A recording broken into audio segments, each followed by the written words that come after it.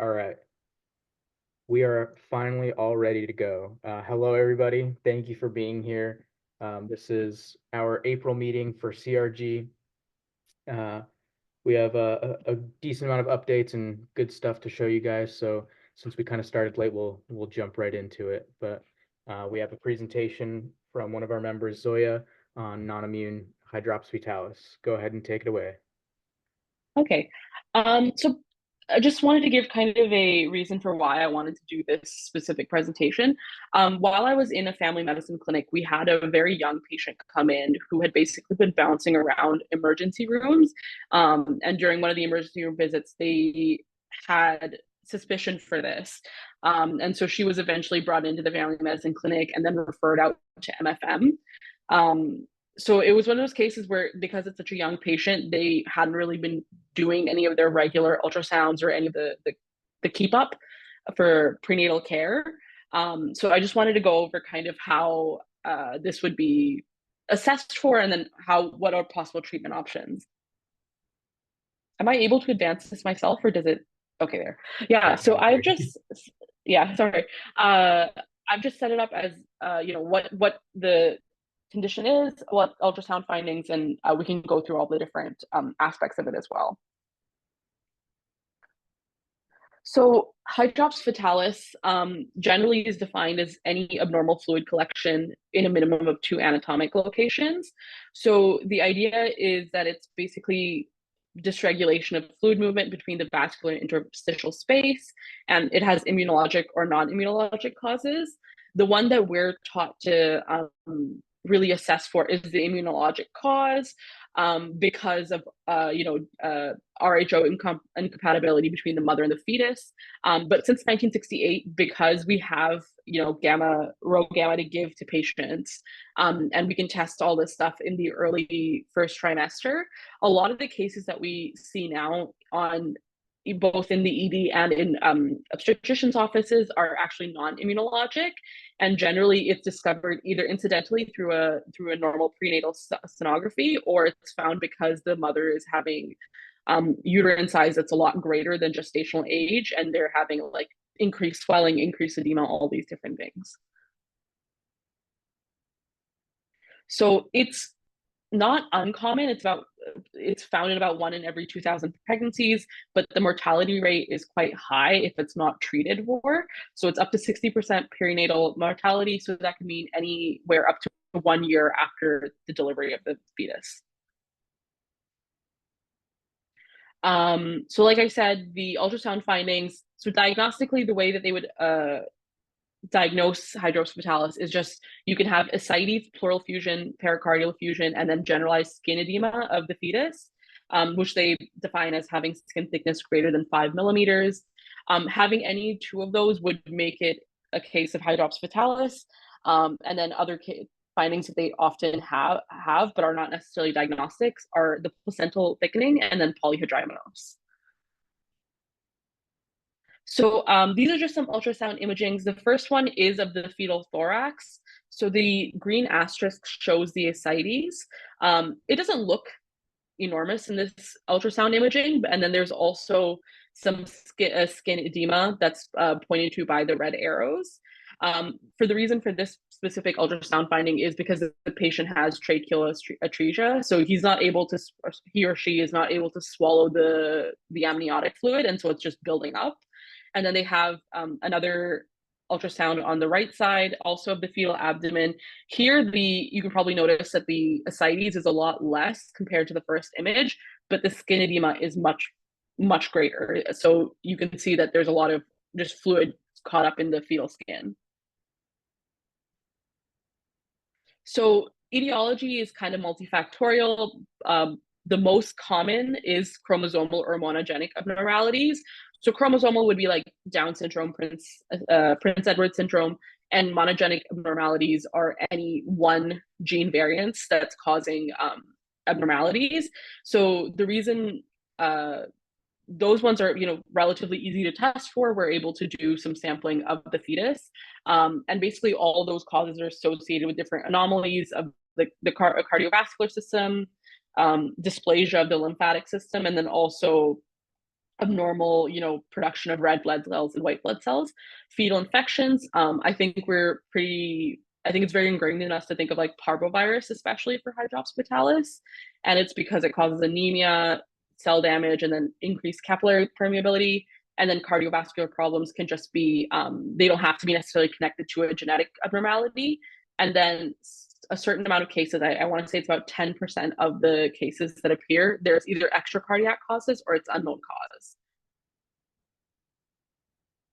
So generally, like edema that happens in an adult, um, uh, hydrops fetalis arises from disordered fluid homeostasis.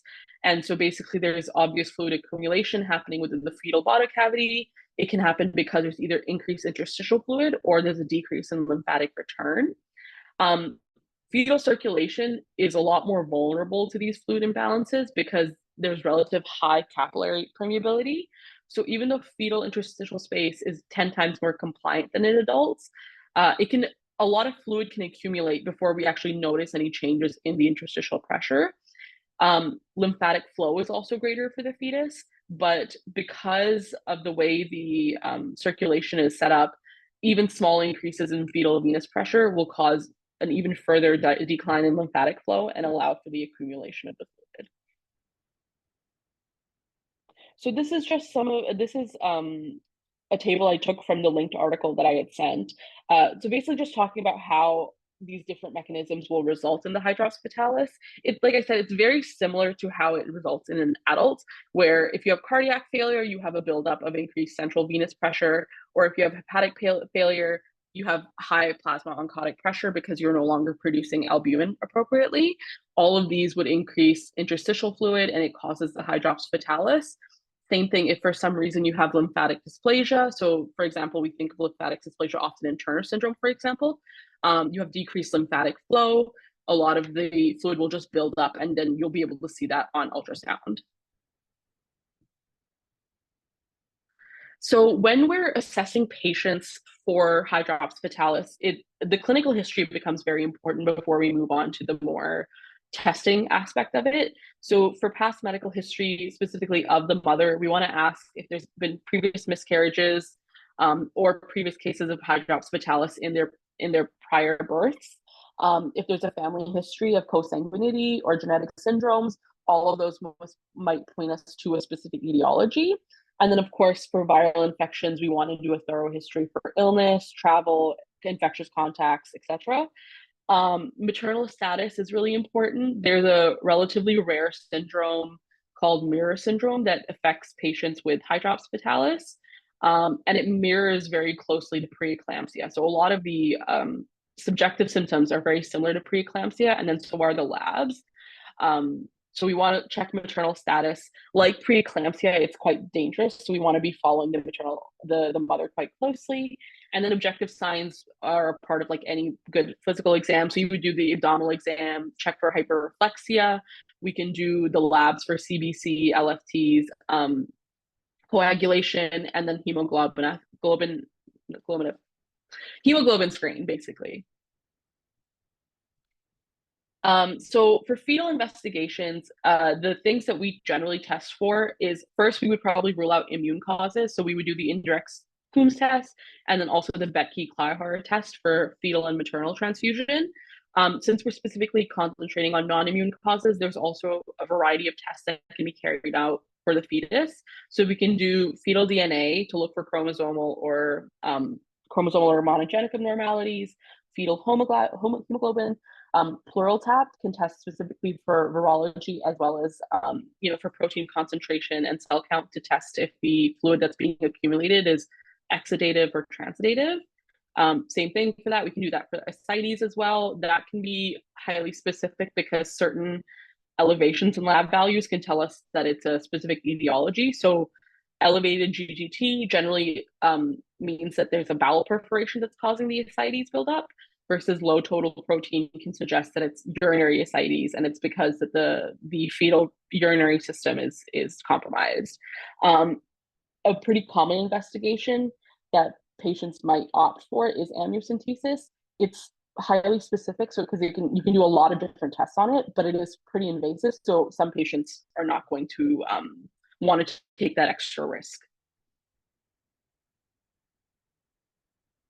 So they differentiate. The specific article I read was it's based in the UK, but this is kind of similar across most countries, it seems like.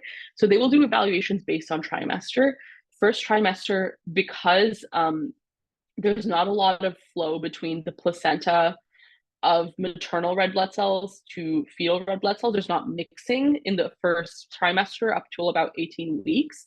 So it's not really likely that you're going to have fetal anemia secondary to alloimmunization. It's kind of why we don't give RhoGAM until about 20, I think it's about 20 weeks. In this case, most, like 3/4 of the cases are going to be genetic. They're going to be genetic syndromes, and you can often just test for them with PCR or chromosomal microarray. 10% of cases are cardiac abnormalities, 5% are extracardiac. So things like, insufficient renal or urinary syndromes or bowel perforation, and then 5% are infectious. There is a 5% that's made up of unknown causes or rare causes. But generally, prognosis, if it's found this early on in the pregnancy, is pretty poor.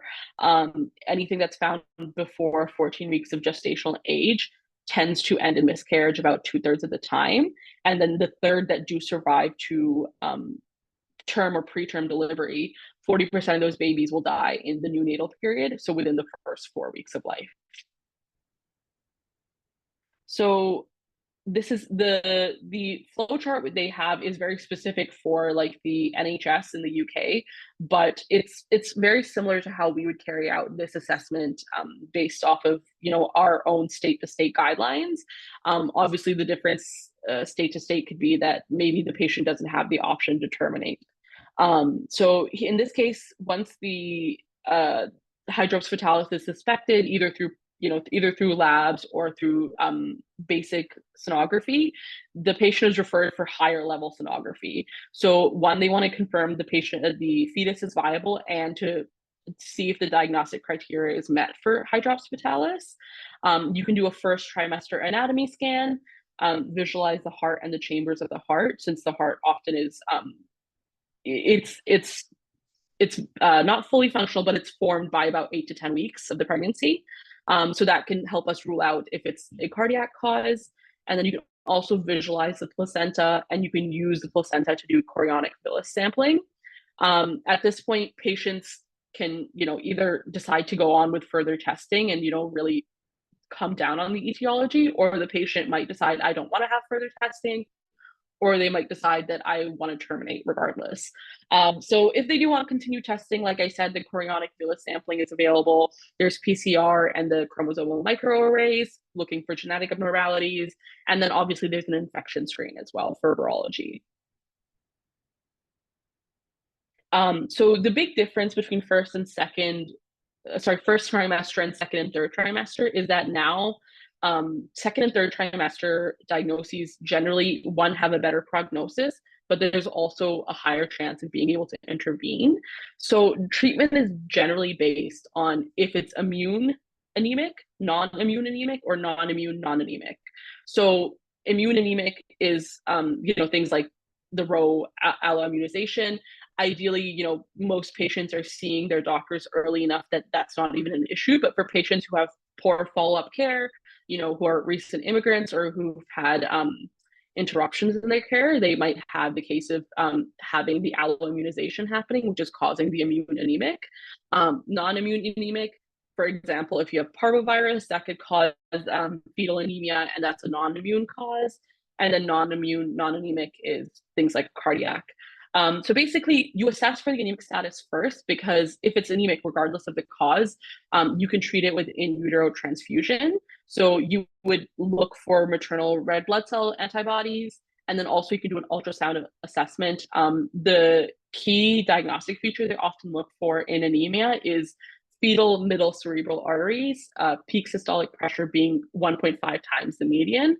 That's usually diagnostic for that the fetus is anemic and that they would benefit from transfusion. And then once that treatment is done, or if it can't be done, then you can look for the underlying cause. So like I said, in etiology, second and third trimesters, the most common cause is still genetic. However, now it's more common that it's a monogenic abnormality versus a chromosomal abnormality. This might just be more of a testing feature because, often if a patient has a history of chromosomal abnormalities in their family, or if they've opted for any of the screening tests, like the quad screen, we can catch a lot of the chromosomal abnormalities earlier versus monogenic abnormalities might not present until later on in the pregnancy and then have to be tested for specifically. Fetal infection, so you can run virology labs for parvovirus B19, CMV, toxo, and syphilis. And then for cardiovascular causes, in second trimester, it's about 10% of cases versus third trimesters, it's about a quarter of cases. And then prognosis does improve slightly for patients who are diagnosed later on in their pregnancy. If it's diagnosed in the second trimester, about 50% of cases end in death in utero. But those who are able to make it to term or to just delivery, 20% would die in the neonatal period. For third trimester, the prognosis is a lot better. About only 1 in 6 die in utero. And then at birth, about 25% will die in the neonatal period.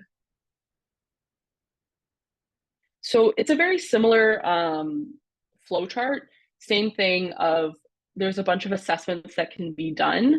And then depending on where the patient chooses to go from there in the terms of the choice of termination or further testing, that's very dependent on location.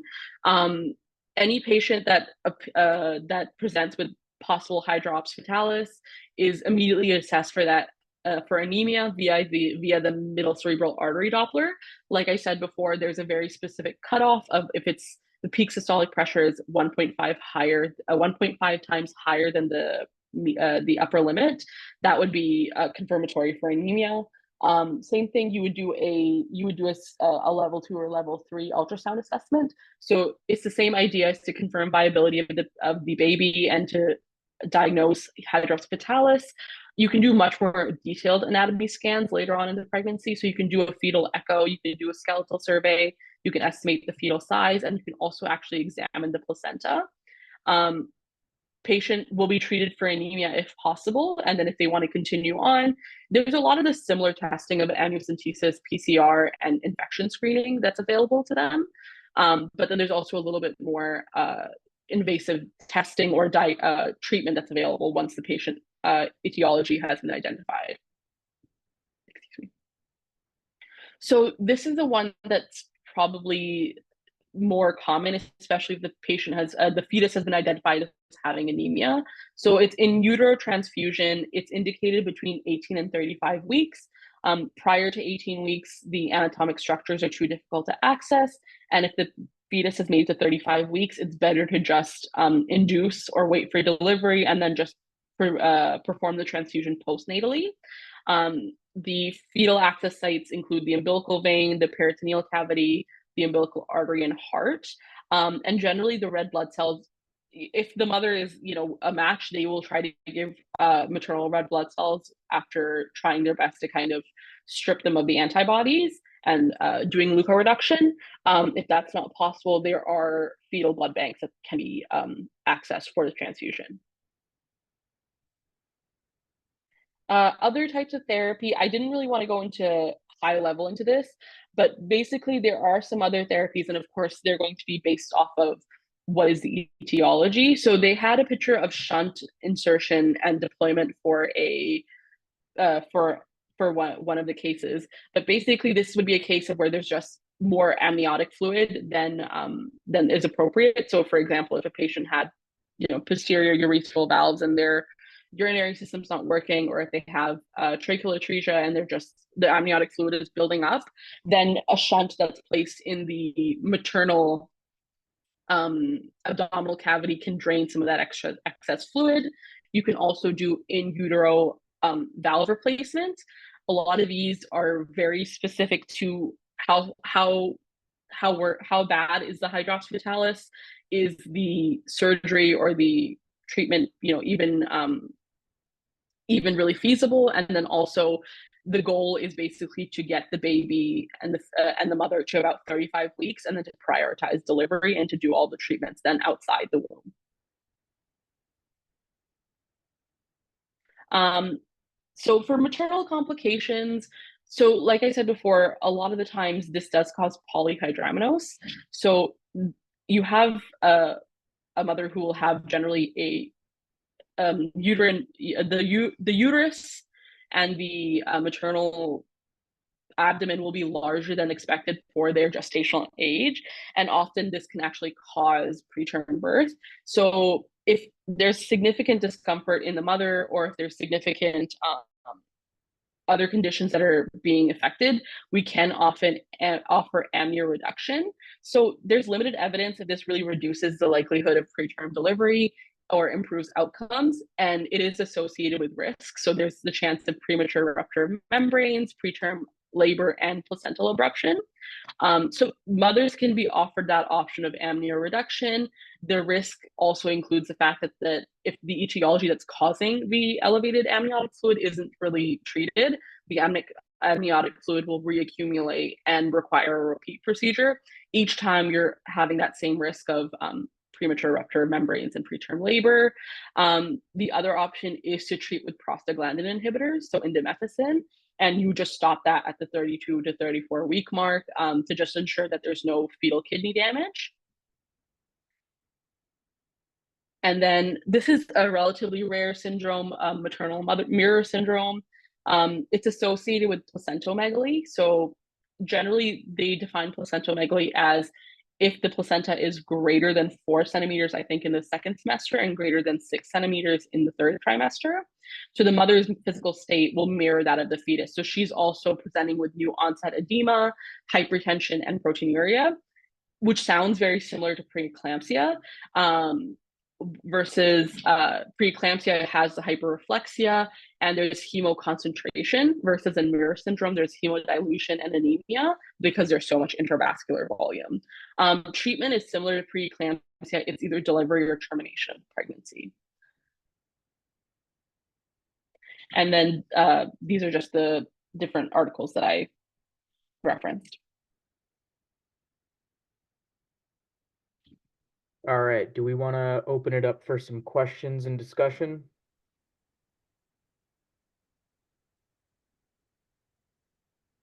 If you guys have questions, feel free to just come off the mic and ask away.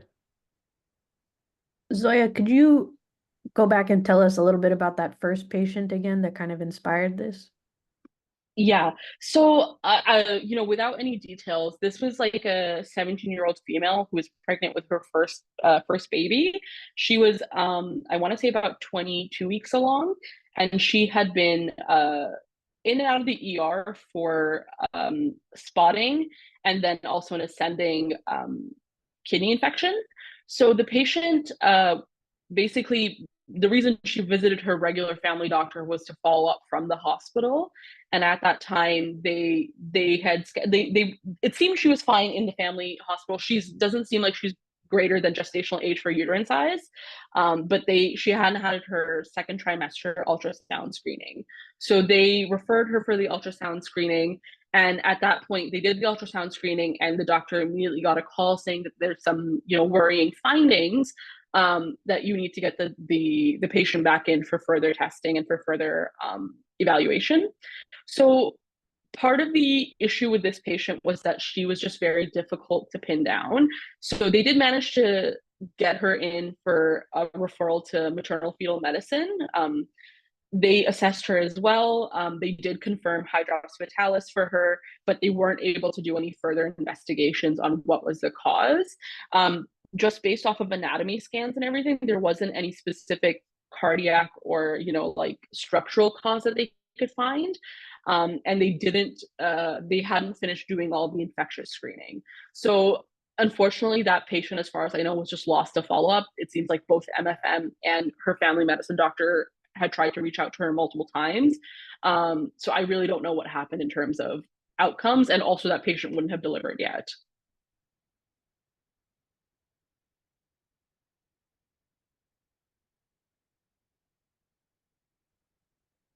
Any other questions?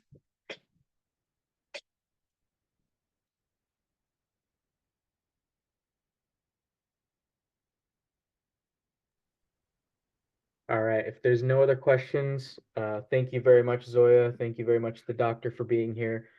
Great presentation. We really appreciate it. Thank you guys so much. All right, and let me stop sharing or stop recording here.